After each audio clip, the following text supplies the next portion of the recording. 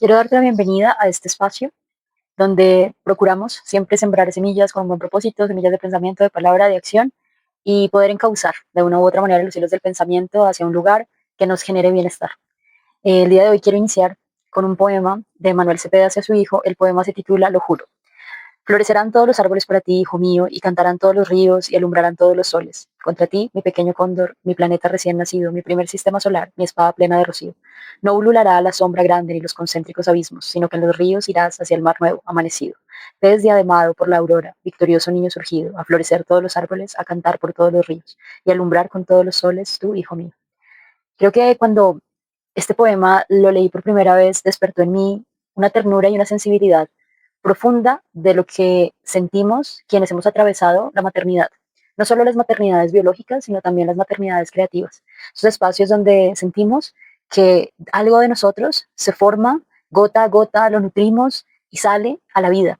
Y yo creo que si lo llevamos a un plano más exuberante, así debe sentir la madre tierra cuando todo lo que en ella a diario acontece, nace, muere, se transforma, le está dando un cauce para la misma vida.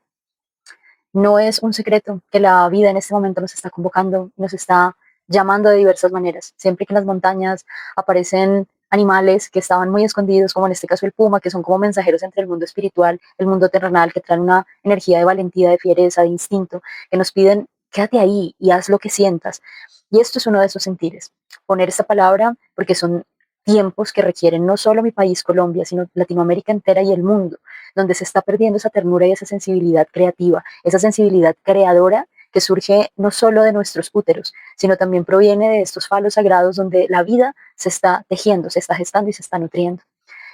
Cuando yo empiezo este fin de semana en Colombia, tuvimos unas elecciones, unas preelecciones y tuvimos unos resultados que nos llevaron por diferentes emociones a muchas personas. Sensaciones de tristeza, frustración, rabia, miedo y un sinnúmero de fluctuaciones internas porque prevalece el deseo de un porcentaje de la población a retornar a una historia que ya conocemos muy bien. Si bien los espacios políticos siempre generan contraste, incomodidad, fuimos educados de manera que a mi parecer es una manera errónea, donde en muchas de nuestras familias se escuchaba en la mesa decir ni de política, ni de fútbol, ni de religión se habla porque son temas que van a generar incomodidad. Qué gran error, porque en las mesas donde tuvimos la posibilidad de hablar de política, de religión, de fútbol y demás, en esos hogares donde sí pudimos hablar de eso, se nos genera una postura crítica y se nos genera un pensamiento colectivo y un pensamiento social. Se nos generó la posibilidad de debatir, discutir decentemente, poder escuchar, poder recibir la palabra de otro y elegir de otras maneras más sensatas. Pero esa manera errónea en la que muchos colombianos y seguramente en otras latitudes también se vivió así, porque siempre queremos evitar el conflicto y es algo de lo que en mi tesis trabajé y estudié, en mi tesis de maestría, porque el conflicto se le tiene un miedo profundo, porque no sabemos cómo ni argumentar, pero tampoco tener esa comunicación efectiva entre el recibir y el dar, de la escucha y la palabra, tampoco sabemos cómo procesar, cómo ser sosegados y tranquilos ante cualquier hecho que nos incomode, sino tenemos esta fiereza y esta fuerza que cada uno de nosotros necesita salir a defender su postura o a mostrar que es verdadero. Cuando yo me encuentro frente a esta disyuntiva de estos planes de gobierno, que pues deja mucho que desear, un lado, que fue el que más votos obtuvo, mucho que desear en cuanto a la ética, en cuanto a los valores, en cuanto al camino. Y simplemente para empezar mi ser, como encontrar el norte y poder poner esta palabra desde un buen lugar y no desde un lugar que genere más de lo mismo, que genere confrontación, que genere la traída de esta oscuridad tan tremenda que solamente se puede crear con ese tipo de pensamiento. El pensamiento para mí es sagrado, es de los espacios creativos más poderosos que se nos heredó en esta maquinaria perfecta que es este cuerpo, que es este cerebro con su conexión al corazón y con su conexión al intestino, donde allí generamos una química perfecta para poder electromagnéticamente emitir unas señales, recibir otras señales y así hacer que todo esto funcione y que ayude a que se transforme la percepción para que así se pueda trabajar un pensamiento totalmente distinto. Así que, bueno, después de haber procesado todas estas emociones, haberlas puesto en orden y en un lugar interno, en orden para mí, porque no hay nada más conflictivo que nos pueda acontecer, que nos quedemos con el ruido mental y solamente operemos desde el instinto, pero este instinto que no se sosega y tiene el espacio para pasar a algo nuevo, sino es desde el instinto arrollador que va sin pensar y sin saber qué va a hacer de su hacer. Entonces ahí es el llamado primero de los insumos a la coherencia, ¿no? Estos hilos que uno jala y uno los tiempla para poderse sostener. Quiero que lo visualices así, como si fueran 4 hilos que tú jalaras y los estás colocando para que sostengan un pensamiento. ¿Y qué pensamiento se sostiene? El pensamiento que en nuestro país predominó fue un pensamiento de pronto de agotamiento, un pensamiento de la muerte, un pensamiento del fracking, un pensamiento de que de igual la manera que sea, se tiene que retornar a un orden, a una justicia, cuando son términos tan profundos que merecen pasar por una muy buena lupa. ¿Cómo es que tú quieres hacer justicia? Si tú, que me estás escuchando, tienes derechos que otros no tienen, lo que tú tienes son privilegios, no son derechos, porque yo puedo tener derecho, como en la Constitución lo indica, por ejemplo, a la educación. Pero, ¿qué pasaría si yo no cuento con los medios económicos? Si no tengo la posibilidad, tal vez, del lugar donde vivo, tener una carretera que comunica hacia una escuela rural para poderme desplazar hasta allí. Es decir, por más que yo tenga ese derecho, no voy a poder ejercerlo o efectuarlo porque no tengo las condiciones. Pero tal vez tú tienes las condiciones, tienes el derecho y además el privilegio tal vez de tener esa carretera, de tener ese aporte económico, de tener la vía de acceso, el carro, lo que sea. Entonces ahí es cuando nosotros tenemos que empezar a desescalar nuestra individualidad y entrar un poco más a esta conciencia social, donde aunque a mí una política de gobierno directamente no me favorezca, pero si le favorece a otra minoría o a otra mayoría, es como si me favoreciera, porque en esa idea de la unidad y el colectivo estamos tejidos. No podemos seguir pretendiendo que en esta individualidad todo me tiene que servir a mí, me tiene que funcionar a mí, cuando un sistema, por eso volvemos, el pensamiento es un sistema. ¿Qué tipo de pensamiento sostiene un sistema de la muerte? ¿Qué tipo de pensamiento sostiene un sistema del fracking? ¿Qué tipo de pensamiento sostiene el miedo a que puedas elegir lo que te genera bienestar?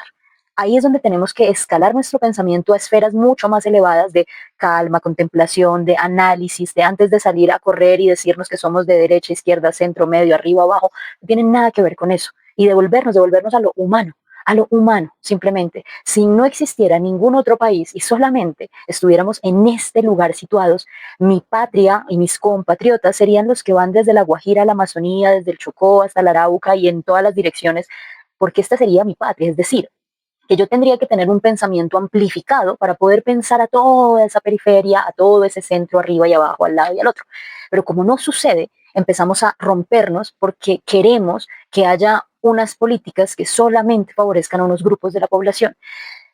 Es triste ver que de pronto lo que te decía hace un rato de los derechos y los privilegios, yo hace muchos años, cuando estaba en la universidad pública y salía a marchas y protestábamos y cuando empieza toda esta alegría de saber que la educación es gratuita, que hay universidad gratuita y todas estas luchas, el corazón se alegra porque nadie más que un estudiante sabe que muchas veces, por ejemplo, en este momento, yo ya tuve el privilegio de almorzar, desayunar, de tal vez estar aquí trabajando de otra manera, pero hace años atrás tenía que tener no tenía ese privilegio como estudiante de universidad pública, tenía en un momento que a veces que elegir si almorzaba o compraba fotocopias. Y de pronto, si tú no has estado en esa situación, ajo, qué bendición, pero quienes lo hemos estado, entendemos otra esfera. Tal vez a ti la guerra no te ha atravesado, tal vez de pronto a ti en tu casa nunca has tenido que salir por el conflicto armado, qué bien. Pero hay otras realidades por mi labor, no solo mi labor docente, sino mi labor desde la terapia holística. He visto cómo este daño de la guerra no solo ha resquebrajado la salud mental, sino también nos ha roto los cariños, los afectos, la ternura, el estar cerca de lo conocido, el poder comer la comida de un hogar donde ya tocó salir porque nos sacaron de un pueblo. En mis consultas he escuchado miles de relatos de esta Colombia que recuerdo en el 2016, cuando ya era mamá, y se hizo un plebiscito por la paz y yo lloraba, recuerdo tanto, porque no podía creer que un país votara no a un acuerdo entre dos grupos, dos disidencias, entre dos formas de ver la vida, pero que le votáramos no a la paz. Y luego, años después, porque las elecciones o las decisiones no son para ese momento, son escenarios de largo aliento. O sea, nosotros ahorita todavía como Colombia estamos viviendo y todavía respirando aires de lo que fue el uribismo. Sí, yo recuerdo mis primeras, digamos, mis primeras memorias políticas que marcaron mi caminar y marcaron mi sentir, que, digamos ahorita las analizo y las observo. Y claro, yo tuve que escuchar cuando en el gobierno de Ernesto Samper, cosas del gobierno de Gaviria, cosas del gobierno de Andrés Pastrana. Y ya cuando la primera vez que yo pude votar y pude elegir, yo ya tenía un marco político muy grande. Por ejemplo, recuerdo y hace unos días se me vino a la memoria el día que recibo la noticia como una niña, porque estaba sola en mi casa haciendo tareas, mis padres estaban trabajando Y en ese momento sale por las noticias, por el televisor, la noticia de Jaime Garzón. Y no sé por qué, pero esa niña de ese momento lloró a mares, lloró resquebrajada como si se le hubiera muerto alguien muy conocido y muy especial. En ese momento no sabía tanto de política, no tenía la conciencia política que tal vez he construido a lo largo del camino, con las lecturas, con las conversaciones, con los maestros y maestras que han rodeado mi caminar académico, con los amigos, con la conciencia propia, con el observar, con el mirar, con los viajes. Pero esa niña no lo sabía, pero sí sabía que algo muy importante había pasado. Años después, cuando ya tengo la posibilidad de empezar a entender estas realidades, venimos viviendo una guerra absurda, una guerra que te lo comparto. Cuando mi mamá tenía 2 meses de embarazo, mi papá lo casi secuestraron para usar su automotor para hacerle un atentado a un ministro en ese momento que se llamaba Jaime Castro. Yo tal vez en el vientre de mi madre pude haberme muerto por el shock que ella recibió. Pues ¿por qué? Porque saber que de pronto su esposo estaba en peligro, tal vez hubiera podido mi papá tener que, frente a la amenaza, haber ejecutado la acción y pues haber sido asesinado, es decir, me hubiera podido quedar sin papá, pero bueno, ninguna de esas versiones pasaron. El atentado sí se efectuó, pero este ministro aún sigue vivo y salió avante de esto, pero después, años después, cuando empiezo a encontrar estos recortes de periódico en mi casa con la foto de mi padre y a ordenar esa historia, es que a todos la guerra nos ha atravesado de diferentes maneras. Y en esa historia encontraba cosas de que era el M-19, otra que eran las disidencias de las FARC y otra que era el ELN y cosas por este estilo. Pero siempre es esta polarización y esta división, creyendo que es que hay unas guerrillas buenas y otras malas. Y ahí es donde tenemos que empezar a ordenar este pensamiento de qué es la guerra, porque en últimas, de donde provenga la guerra, no importa el color, no importa el partido, no importa qué es lo que esa guerra defiende, es guerra. Para de pensar más allá de eso, porque allá es donde nos tienen en el enredo de la división de que unos son buenos y otros son malos porque defienden esto o aquello. Simplemente quédate con la palabra guerra y desármala, desestructúrala.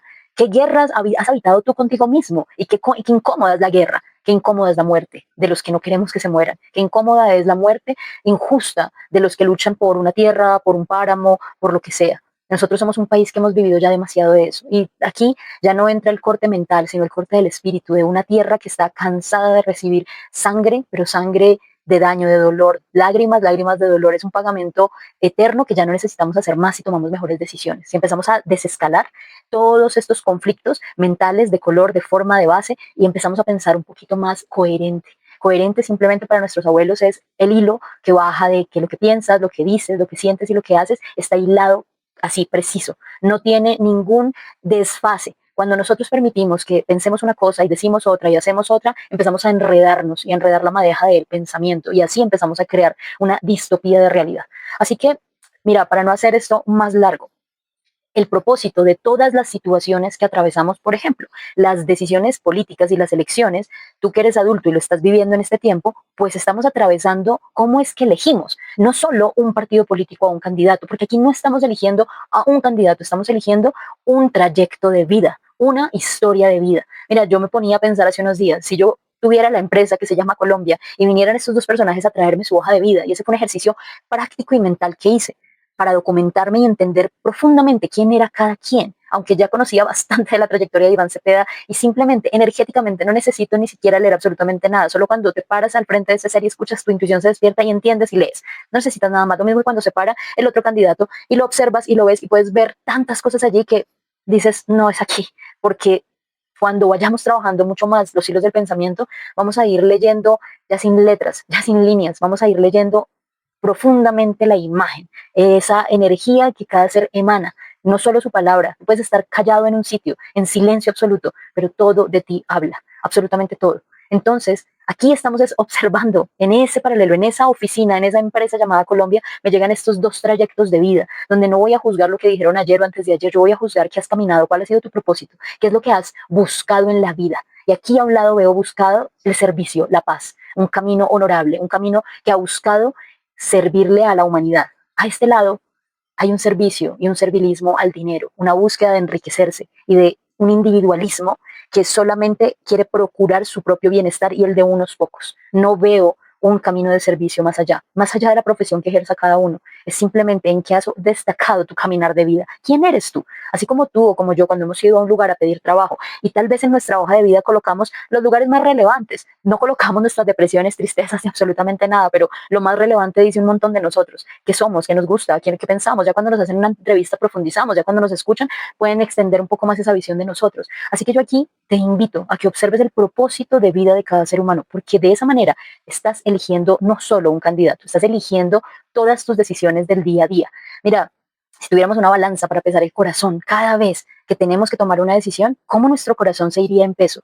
En este caso, si yo tuviera que sopesar por cuidar la vida o por ir y romper la tierra para sacarle toda su sangre, mi corazón tendría que tener un peso mayor hacia el lado del cuidado de la vida, por una simple y sencilla razón, porque entiendo qué es cuidar, porque entendí cuando tuve un ser acá dentro mío qué es lo que hace una madre para cuidar la vida. Por eso, cuando las madres nos juntamos en un momento como estos, ¿qué empieza a suceder? ¿Qué empieza a suceder cuando las personas que leemos nos juntamos para hacer algo distinto? ¿Qué pasa cuando nos juntamos los hermanos, la familia? ¿Qué pasa cuando un país se junta para poder hacer algo diferente? Empieza una juntanza, una revolución ética, una revolución que no solo es esta ética y moral barata, sino es una ética de la conciencia, una ética donde empezamos a observar con una finura y con amor, mucho amor sobre todo, porque aquí no debe existir, así como en el poema que leí al inicio, es este amor tan profundo que puede sentir un padre o una madre por sus hijos, es el amor tan profundo que podemos llegar a sentir por un territorio que habitamos.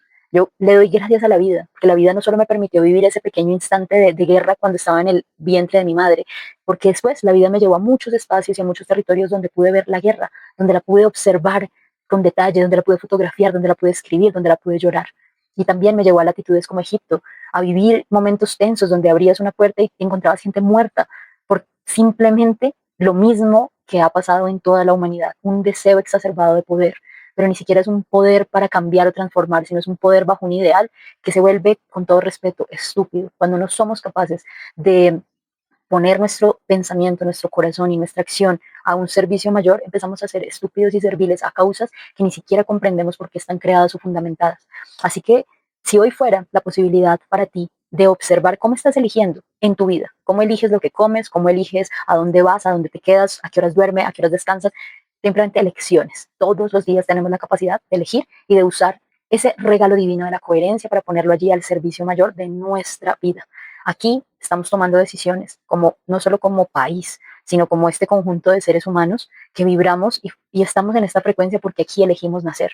Elegimos esta tierra con un propósito que probablemente lo entendamos en algún momento, porque nacemos en un lugar donde a veces todo es con tanto esfuerzo, porque hay tanta alegría y porque a veces hay tanta corrupción y porque hay tanto de lo que sea que tú veas en este país, porque también es una radiografía interna de lo tanto que somos y que estamos corrigiendo y que estamos trabajando y elaborando, no desde estos lugares espirituales hipócritas, sino desde estos lugares de humanos, de decir, claro, ¿quién aquí en algún punto de su vida no ha hecho algo corrupto? Lo que sea, no pagar un pasaje, no sé, firmar algo que no te correspondía y por hacer un favor, cosas miles pueden haber que se enmarcan en la corrupción.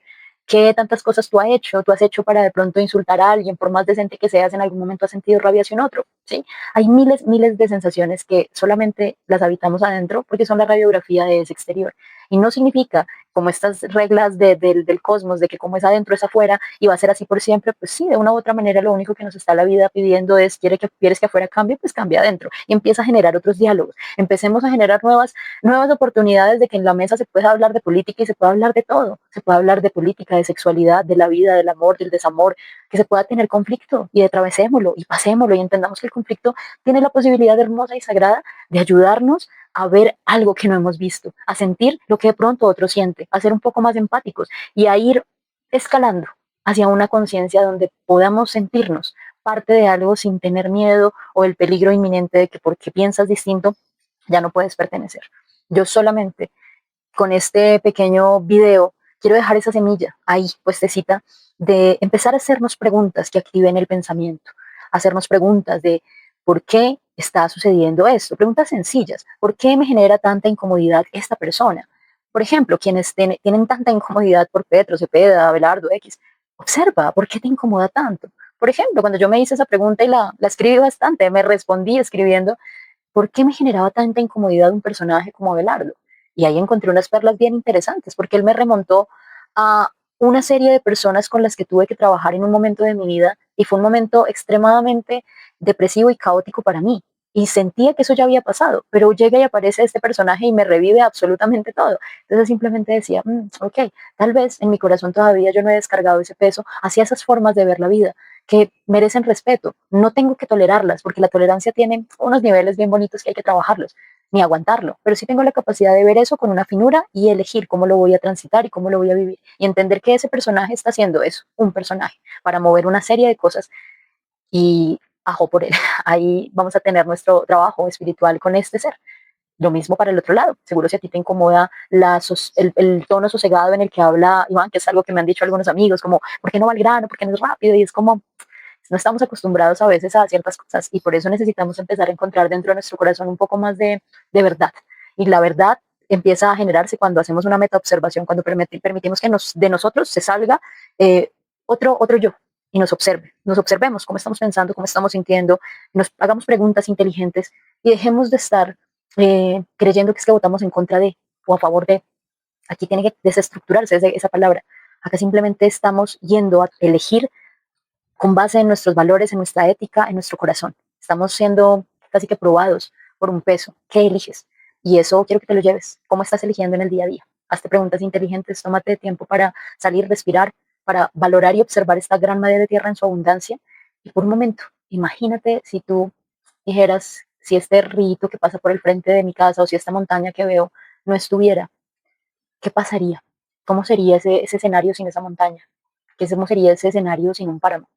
A ver si la misma madre te puede ayudar a hacer preguntas un poco más sensatas, un poco más elevadas y conectadas para que puedas también decidir diferente.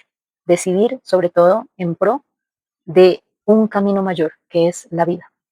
Así que te agradezco y bueno, nos vemos en un próximo espacio para seguir poniendo semillitas de pensamiento de oro. Gracias.